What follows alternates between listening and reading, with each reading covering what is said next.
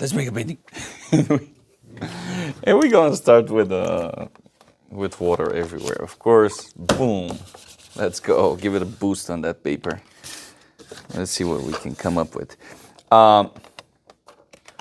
We're gonna go with the last couple of paintings I did. It was like very more like settle down, and that's fine. But we don't need this. We need sea blue black, and there it is, one of my favorite colors in my palette. What we're gonna do is grab a lot of water, dip it in, and boom. And let's make a mess here pretty much. There you go, clouds. Look at that thing. And then that's a great tutorial, isn't it? It's going around. That's fine.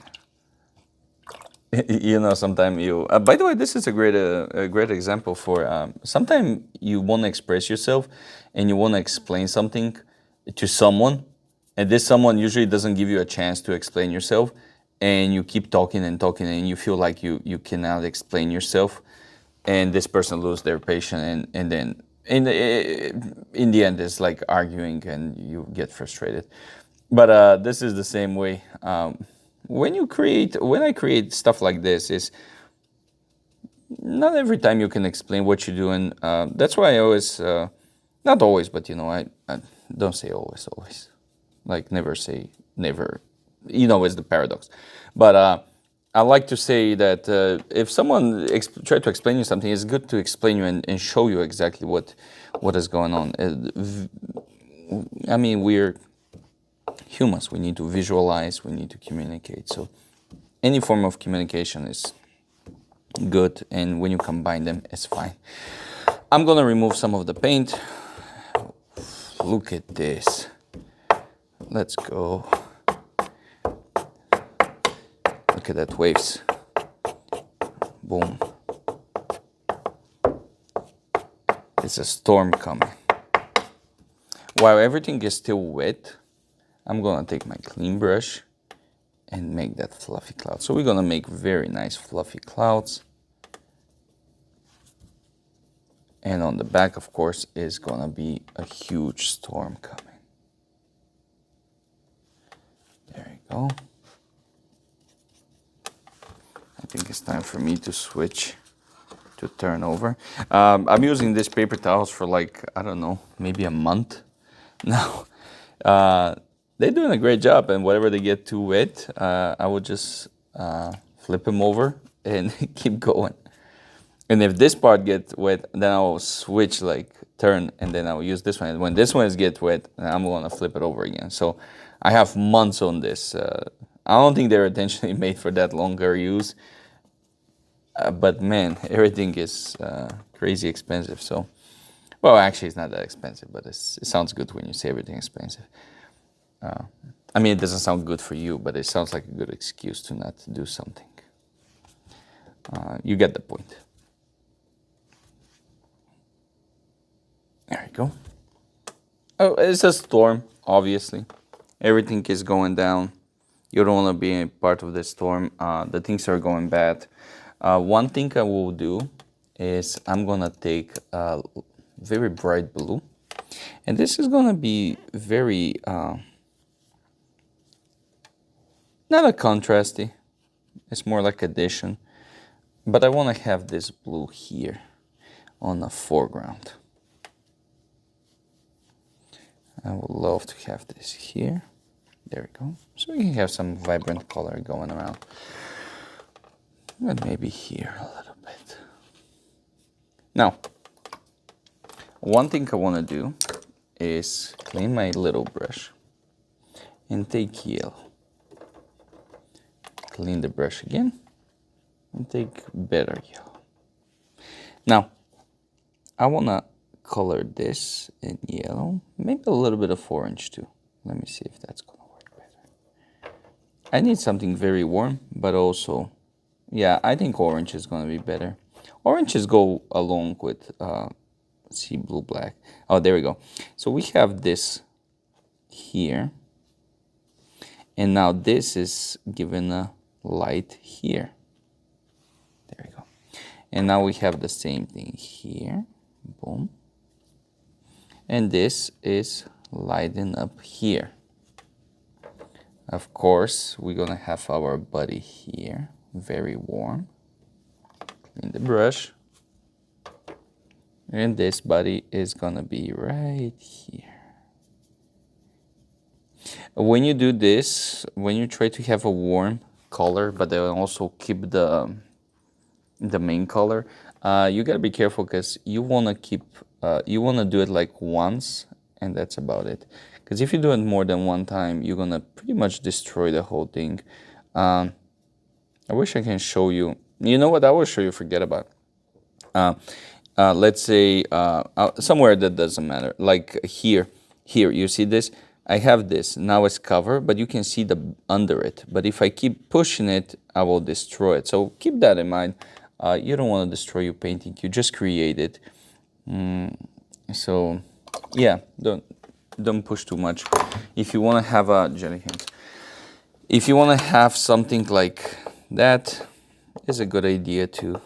And now we're gonna have some visual beam of lights. There we go. Sweet. Now the question: should we add a boat? Which one is, I wish I can resist probably, because without boat it's gonna stay more on the abstract side. But boat is a boat, so we gotta obviously put a sailboat. Okay.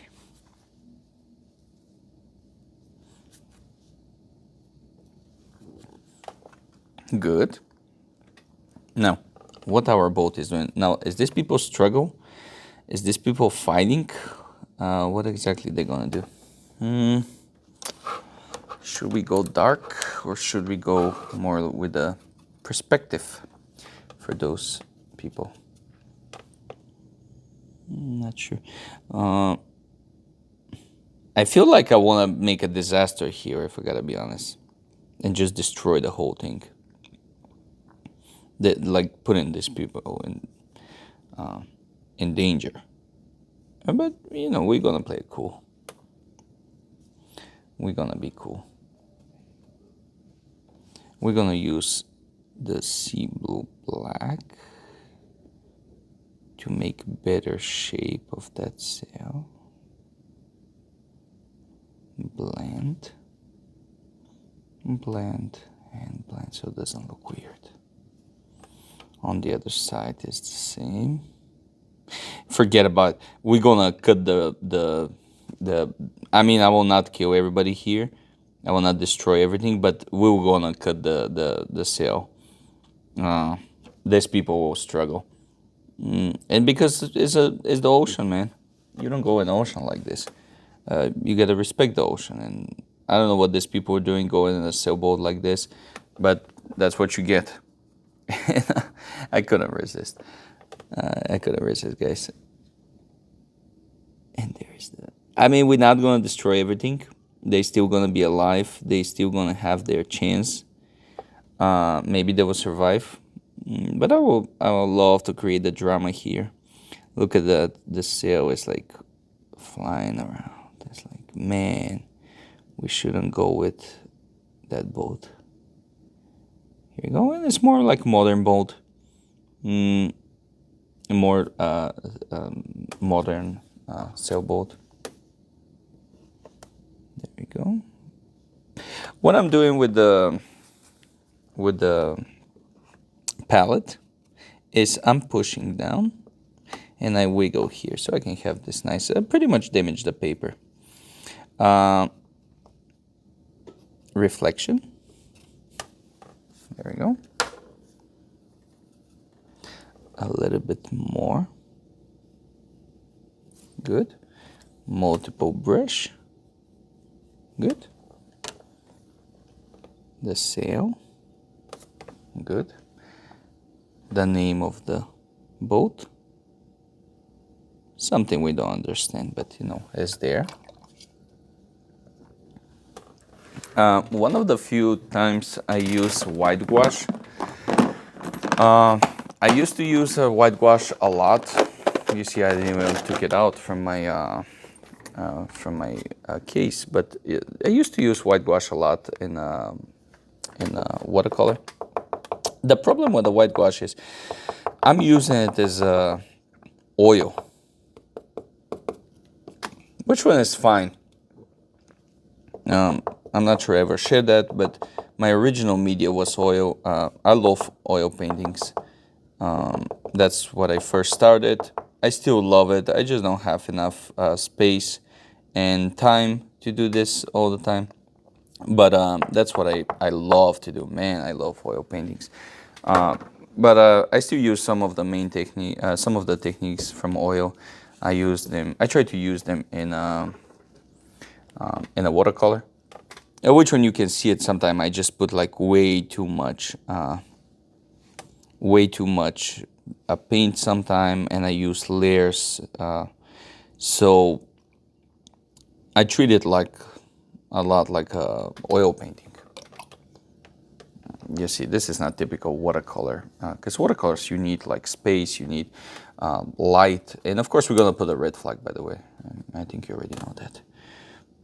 But usually watercolor is very transparent and it's beautiful because of this. And I'm using it as oil a lot of time, like this multiple layers over and over and over. So I'm not sure how typical is that for watercolor, but that's what I'm doing. There we go. Watercolor, abstract, seascape.